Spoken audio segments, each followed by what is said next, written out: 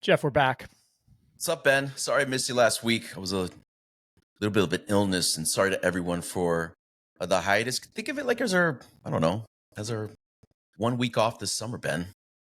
Yeah, we might do the I might next time do the Culture Club quarter hour and just be me ranting for 15 minutes. Oh, I'm gonna be super jealous if you do that, so I'm gonna have to jump in. Anyway, welcome to. I was reading. Go ahead. No, sorry.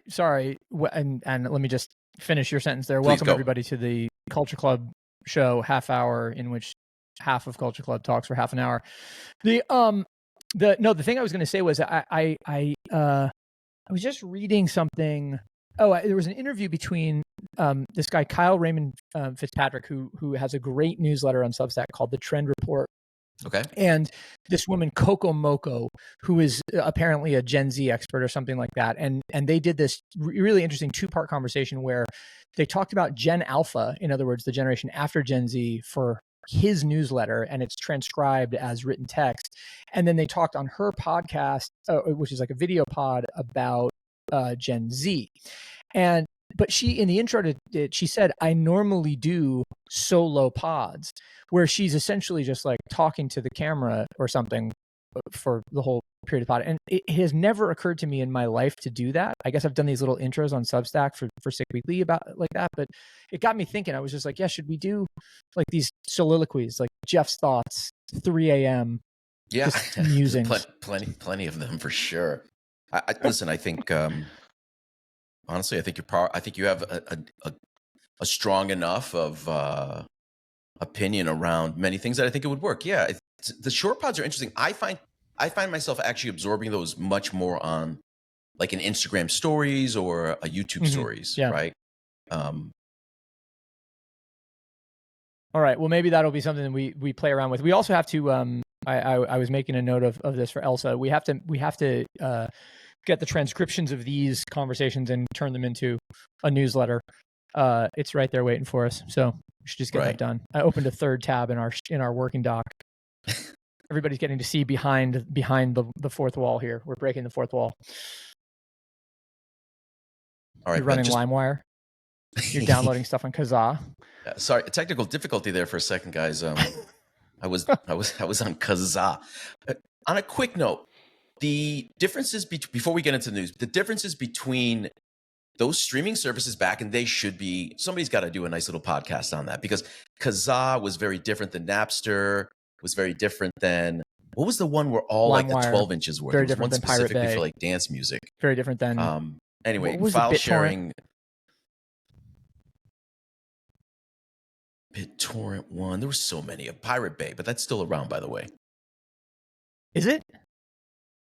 Yeah. Interesting. Yeah. It's definitely still. As long as it's the Suzuki method, Jeff, it's all good. Oh. As long as it's the Suzuki method. You are so well read. I hate you.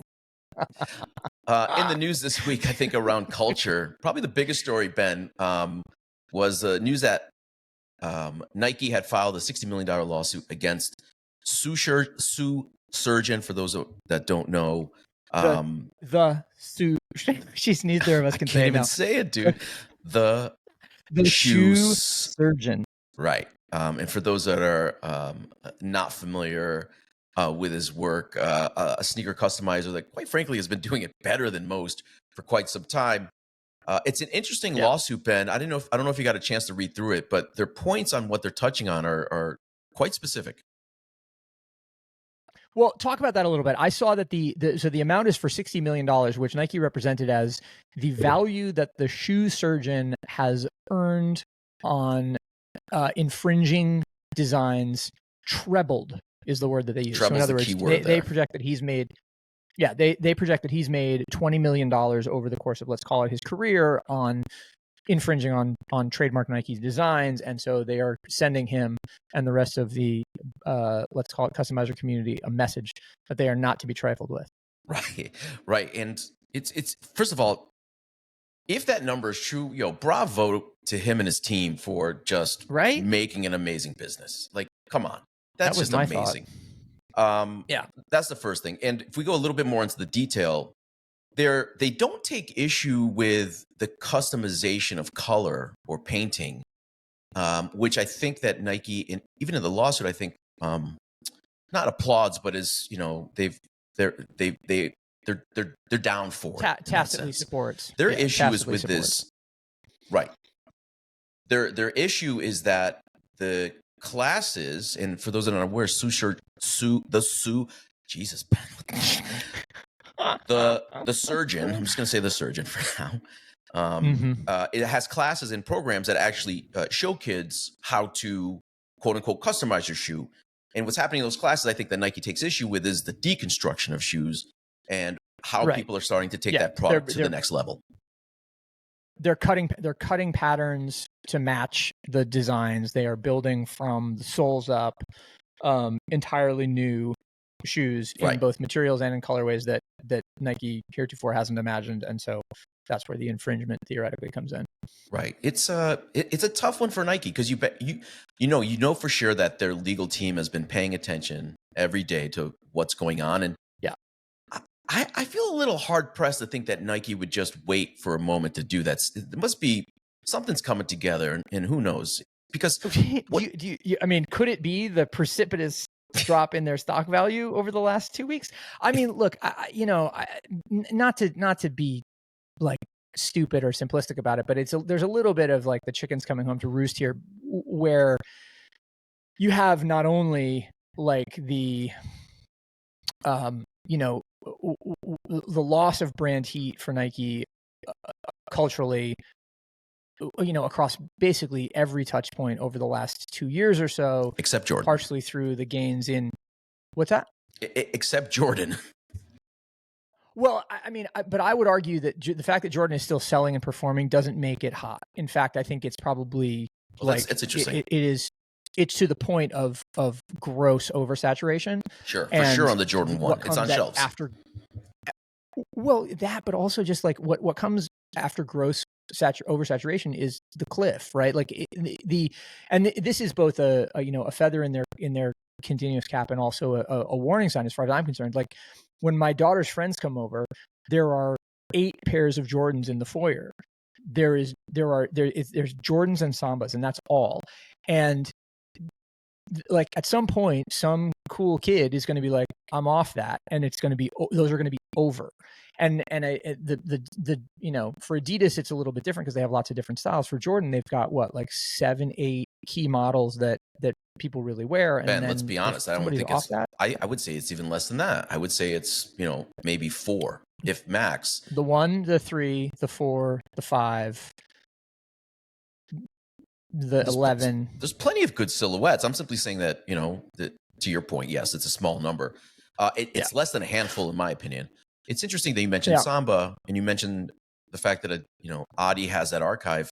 You got to give it to them, man. You're right. Like they have a deep archive, and if you look at my opinion, the Adi archive is much stronger than almost any other foot brand. If not, they are the king of it.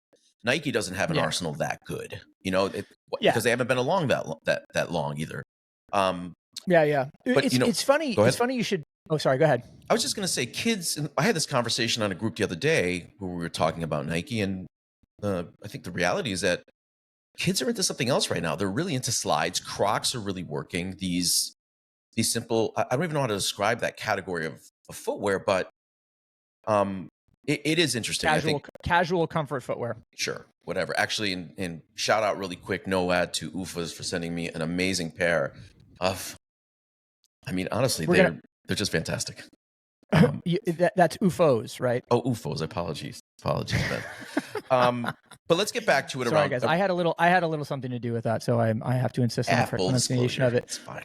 But the interesting thing also about the other vector on the Nike story is that what you're also seeing is marketers from the golden age of Nike's culture first, buzz heavy, sneaker culture creating kind of marketing universe have gone on to leadership in other places and are replicating, or not replicating, but are reinventing that playbook for the modern age. Absolutely. Classic example being the story that I sent you, both in our friend Anna's Sociology of Business, a guest post about the Sacre-Cœur and Vans at Paris Fashion Week, and also in the release of the new two-tone directed keep pushing spot from Vans. Like Drika Linkenecht, who's a friend, is leading marketing at Vans globally, and she was, a Nike veteran for almost 2 decades. That's right.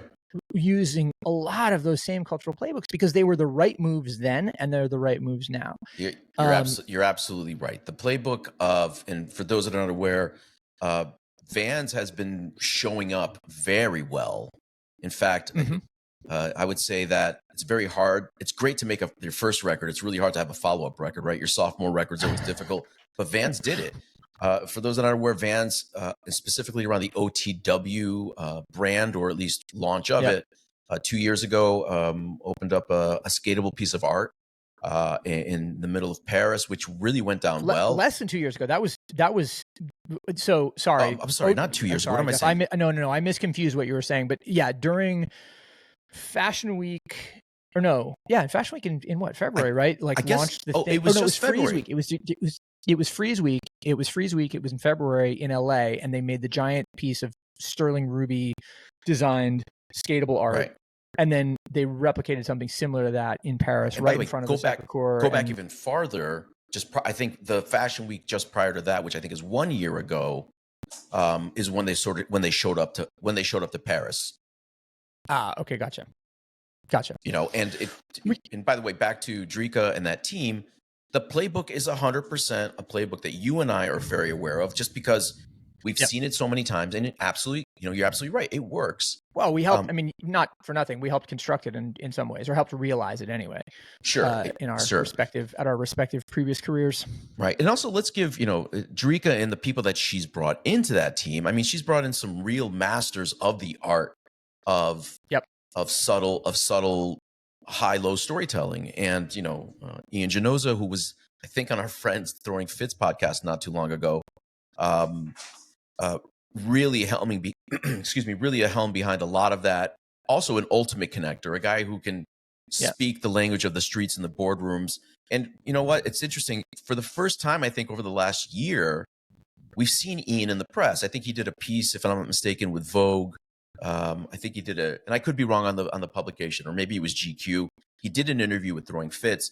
They're putting him front and forward as that creative, and quite frankly, it's kind of the first time, because Ian's been doing this for decades. This is a guy that was behind the scenes for a long time, and in my opinion, it's great to see him getting shine on the front end too. Yeah, well, I mean, to me, look, I think it's what that generation, to go back to the Nike story, what that generation of Nike marketers understood was that when you tap into culture authentically, when you work with people who are pushing the forward edge of design and creative, good things will happen, even if those things aren't directly translated to sales or aren't directly translated to a result in the quarter. And the problem with that's right. That's absolutely very, right.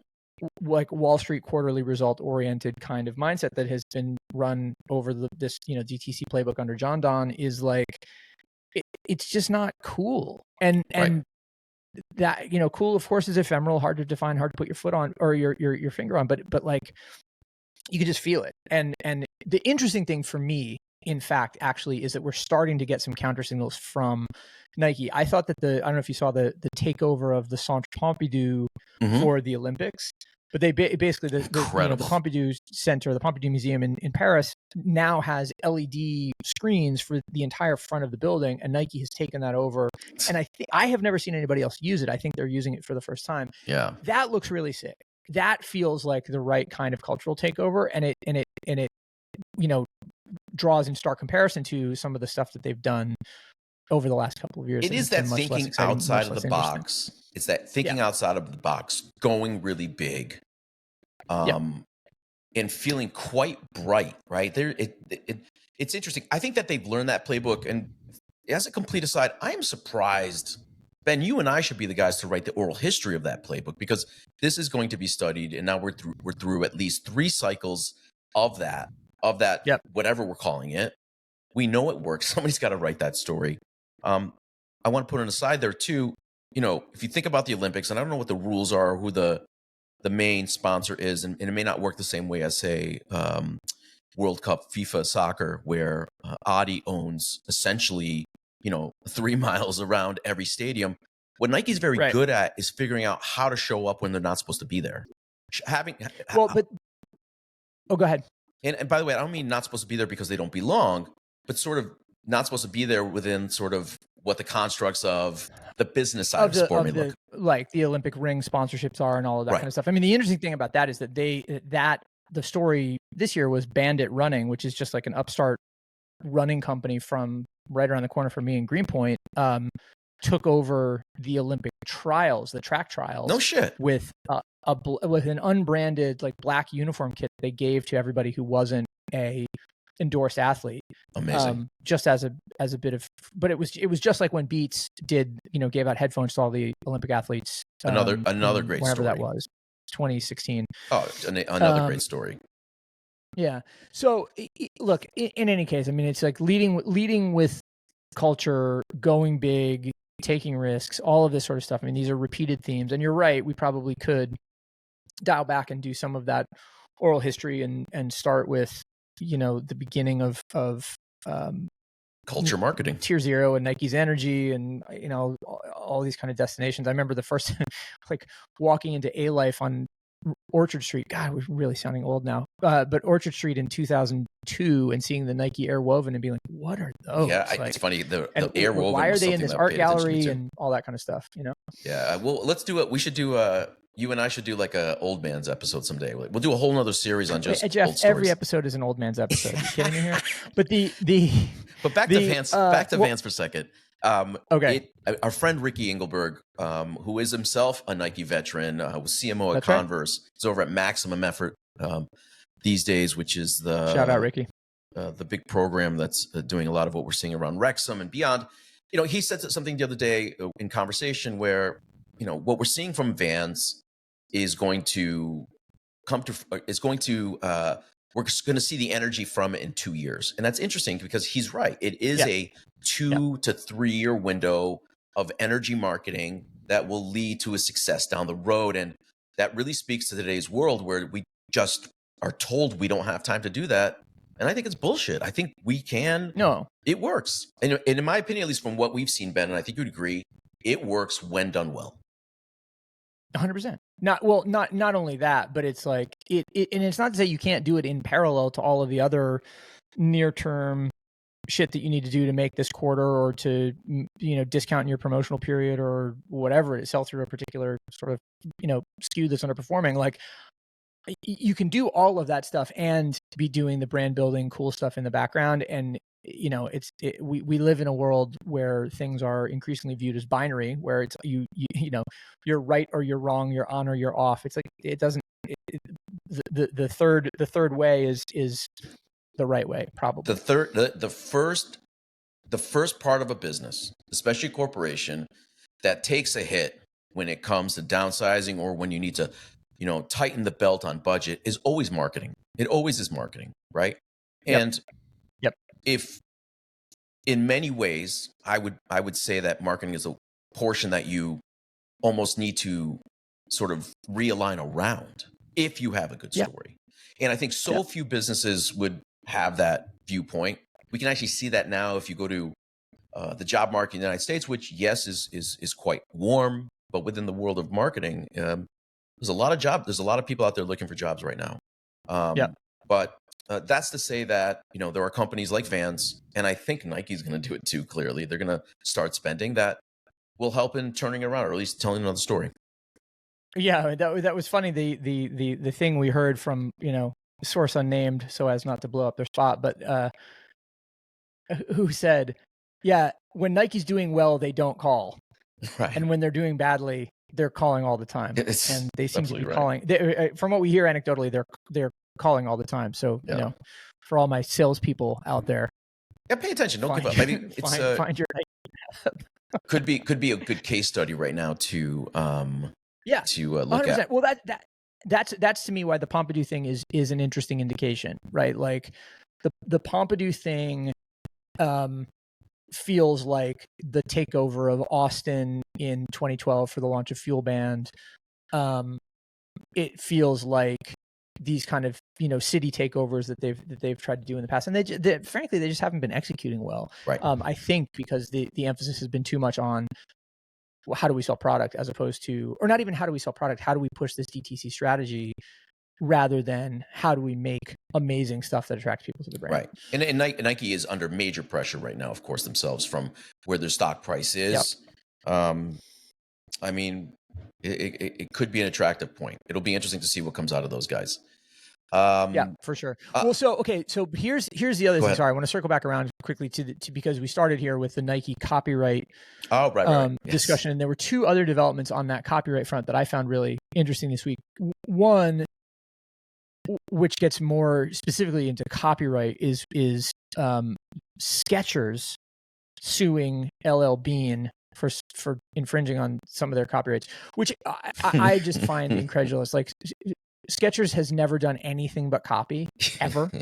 and it just feels like, you know, this kind of man bites dog story to me. Right. So we can talk about that. But then the other one is On Runnings, or On Cloud, or just On, however you want to describe that brand, the Swiss athletic brand, backed by Roger Federer and others, Right. Releasing this quote unquote spray on textile for their new high level performance running shoe, which is it isn't spray on in the way that like the Coperni dress was at Fashion Week a couple of years ago, where it dries on the subject. This is like, it sprays a monofilament, so it's sort of like silly string, but then the silly string conscribes to the shape of your foot and gives you a custom foot fit. Right. In this super light silhouette that Helen Obiri won to win the Boston Marathon, for instance, this year, and just generally feels like this next generation thing. That kind of innovation is what we have not had in the footwear business for a long time, and it's really interesting to see it. Yeah, and Vanessa Friedman over in the New York Times, she actually picked up on the piece as well, and I'm sure On was pushing this very strong to the big majors, and it is a story. It's interesting that you describe it as sort of a silly string or a filament or like a microfiber, because that is what it is. And is part of it, Ben, that it's like almost 3D printed around your foot, almost like you put a mold in, and then it's just kind of wrapping you the way that, I don't know, a sleeve would. Yeah, I mean, the way I understand it, and I mean, I think partially the reason that it's so exciting is because it feels like it would be such a cool experience at retail. Like, it would be worth paying the money to just go for. But it's like, you get a scan of your foot, the robot that spins the monofilament reads that scan and then spins the monofilament. That's right. With subtle adjustments to your feet in particular. And as somebody who has, you know, weird feet, I like that idea a lot. I like the idea that I get something specifically for me, you know? I think Vanessa makes a point here too, and I absolutely agree with this. And we may have talked about this before on Clubhouse. The innovation cycle at Nike was about 7 years. That's sort of how I gauged it. Every 7 years, something new came out. Okay. And to be very frank, they really haven't had a real innovation, I would say, since 2018, around that time, or even earlier. And since then, there's been an opportunity for brands to come through. I think we saw that with Yeezy. We saw that with a few other things. But Yeezy to me wasn't innovation. Yeezy was just a great product. Like, and maybe it was innovation. Maybe the EVA or how they were molding it was. And I apologize if I've got that wrong. But it is time I don't think it was. No, go ahead. I think you're right. Sorry, just to jump in. I think you're right about that. I think what was innovative about that was the departure inherent in the designs. Oh, absolutely. Of the uppers themselves. Dude, those things look great. Anyway, go ahead. Yeah, I mean, honestly, they look super. You know, unfortunately, quite saturated, but regardless, they looked amazing. And my point is that innovation cycle has finally come around. I think Vanessa's right on it. What we're going to see here will be interesting. It'll be interesting how this plays out in a retail setting too. How cool would it be to just go in and literally get a custom molded a shoe to your foot? But let's be clear. We've had this technology for some time. You know, Nike's been using their Flyknit for quite a moment. Even Adi had their own. Since 2000, yeah. Right. 2012. Since Adidas themselves had their own innovation. I apologize. I forgot what it's called. PrimeKnit. PrimeKnit. You know what? PrimeKnit was great. Oh, by the way, back to PrimeKnit was also PrimeKnit was chronologically first as well. And then, by the way, I think that was part of the lawsuit, right? At the time, there's a big Adi Nike lawsuit over who originated that kind of knit technology. Right.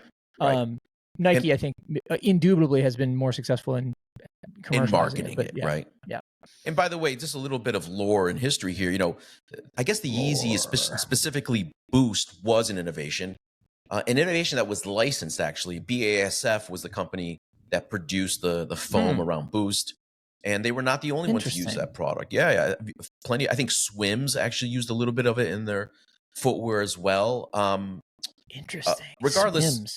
I have some Swims galoshes. Yeah, Swims. From my old menswear days. Shout out to Swims. My wingtips. But yes, we needed this. The footwear market's been waiting for something. And I don't know. I hope it doesn't turn into the, Apple Vision Pro shoes, where we're probably not ready for it yet. But let's see. Innovation's important. Moving forward is important. I think the difference with this and Apple Vision Pro is you could wear these to the mall and not have people actively make fun of you to your face. We're not there with it, man. And anyway, let's talk about that another time, Ben. But yeah. So go ahead. But I think this is the reason for me that the On story is important as an indicator is that it stands in contrast to these other stories of, Vans tapping back into its roots and recapturing the sort of the cultural push that Drake and those Nike marketers learned when the swoosh was giant. It's Nike suing the people who are providing heat at a street level over an infringement case that is a rounding error for them on the balance sheet. Crazy, right? It's Skechers, who have again never done anything but copy, getting tetchy about LL Bean, one of the great American brands. Like, I have yet to see what fuck off. and so it's sort of like, for me, the On thing was interesting because it's like, okay, this is a brand pushing things forward, and that's what we want. Skechers, yeah. I mean, guys, let's be honest. There's companies that borrow. I would say in Zara. Who else is out there? Zara and Skechers, I think, would be top list to me. I mean, but Jian, of course, and Temu being the biggest. Right. Yeah. Regardless, I have not seen exactly what they're suing LL Bean about, but I'm hard to your point, Ben. Let's, in all seriousness, like, come on, this is how bad can it be? We're gonna have to take a look at that. I mean, it's make an original contribution and then complain about other people. This is where Julie Zerbo would be amazing. Yeah, it's that is the interesting thing, right? And it underscores the fact that when you get down to it, the foundation of so much business is just legal wheeling and dealing around IP ownership and innovation concepts and all of this sort of stuff, which is I think to the end consumer is invisible, but it underscores how important it is that you get those little details right. Speaking of little details, I want to say one more thing. Did you hear that the Wu-Tang Dunks, that the W is screen printed, not even embroidered? No way. See, I love how upset you are by it. Like, what a stupid corner to cut. Like, you are so God, pissed. what are you guys doing? I'm so happy you realize that.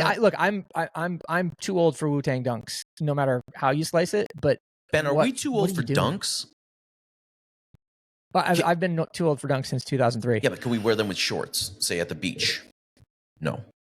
Jeff, the nice thing is we're old. You can do anything you want. Right. Just bust out the barbecue shoes, my friend. Like, let's go. We can do whatever we want. We're coming down to the end here, but I want to say two quick things. Number one, again, not an ad, not paid. I picked myself up some Yogi footwear, Ben. Actually, I bought 2 pairs of their Fin model, and they're because of your recommendation around wearing sockless leather shoes. Wearing leather shoes sockless.